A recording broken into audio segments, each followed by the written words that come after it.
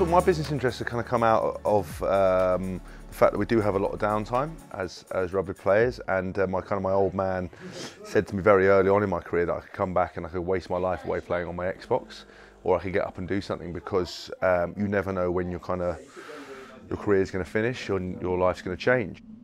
I was there when Matt Hampson sadly broke his neck. You know, we were kind of 18, 19 at the time, and that was a big wake-up call, you know, that you kind of think you're invincible, you kind of had this career mapped out, you love to kind of achieve lots of different things, and that kind of moment, you know, took away Matt's rugby career, but he's made an amazing career outside of it and just showed how resilient he is, and how what an amazing individual he was always going to be. And when one door closed, another one opened, and for me that was a wake-up call to make sure that I always planned ahead for kind of the worst case scenarios, but also utilised the opportunity I had of meeting people, you know, using the downtime.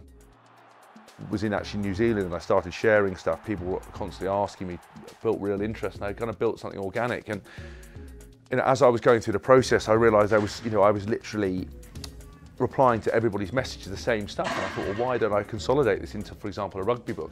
And that was unbelievably popular, and we kind of sold sort of 50, 60,000 copies of that kind of that book. And then off the back of that, I wanted to create a book which was perfect fit, which kind of, you know, covered off, listen, how to build size, how to put on muscle healthily, how to actually, you know, burn fat in the appropriate way, and create the recipes and kind of give people a holistic solution. It's a very exciting day today. I'm actually off to Waterstones in Northampton to do a book signing. If anyone turns up, will be a miracle. Could just be me and the cameraman. We shall see. It's always a bit nerve-wracking because no one turned up for Khloe Kardashian's book signing, so let alone little old me. We'll have to see. There we are. Cheers, mate. My pleasure. Of course you can, yeah. Cool. Thank you very much. No problem.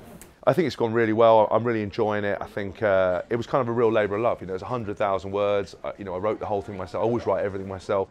It was hard work working with publishers, hard work to get the whole thing out there, but really rewarding. And it's something that will keep on giving, you know. I put a message up about, you know, that I was really humbled by the fact that it was helping people and changing lives, everything else like that. And I took a lot of sticks from the England boys and teammates. But actually, it is very humbling that people have used the book, found it motivating, found it really useful, enjoyed the recipes that I did, and it's been super well received. The old team back together, eh?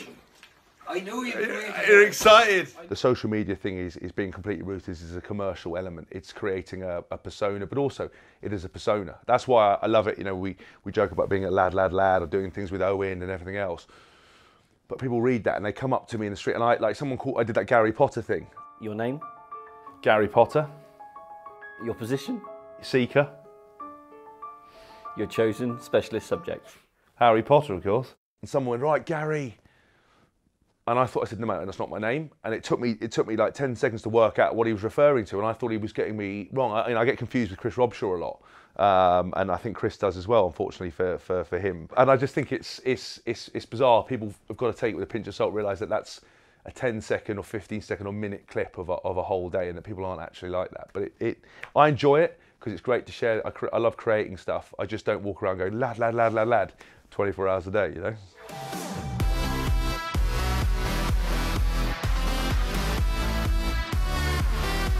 When I started working with a sports psychologist, probably when I was 19, that I started using music as a tool pre-game. And I'd always been interested in DJing. I was always like the blokes at the front of the room, he's controlling everyone's vibe, he's got all the attention on him, he's dropping unbelievable music, it's a skill in itself. So I decided that I wanted to learn to do it. You know, it's something one of my teammates at the Highlanders, Adam Thompson, had got some decks. He'd started doing some stuff, so we'd go around to his house after a game in Dunedin. There wasn't an awful amount to do. And we'd sort of have a few beers, and he would DJ, and a few of the lads would come over, and I absolutely fell in love with it.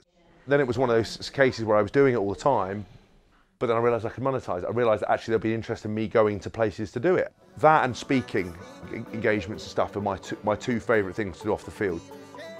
The closest I get to kind of playing rugby, where you're standing at the front, you have the same nervousness, you kind of have the same intensity, it's performance related. You know, I'm not using sync, I'm beat matching, I'm listening, I'm trying to create, I'm trying to watch the crowd to see, look, you know, I've put that track on.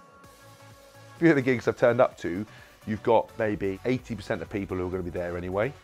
you've kind of got 10% who came to see me, and they're normally in rugby kit or red scrum caps or holding my rugby book, and they stand in front and they just shout, Haskell, Haskell. It's bizarre because everyone else is having a good night and these guys are dressed like that, and you're like, lads, you've really misjudged the vibe of this, because then they've seen the social media stuff. They're like, how's Owen? How's your best mate? Lad, lad, lad. And you're like, you're cringing. And you've kind of got 10% who, you know, who had kind of come there to see whether, you know, what it'd be like, you know, whether you can DJ or not and appreciate the music.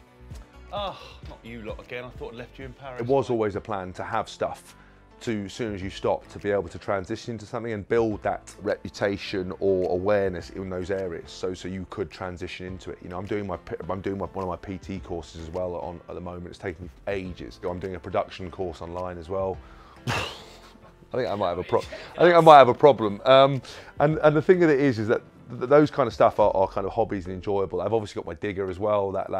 You know, I'm doing my license for that as well when I get a minute. I am definitely a workaholic, and I just think though that it's good to have those bits and pieces because there are no guarantees outside of anything else.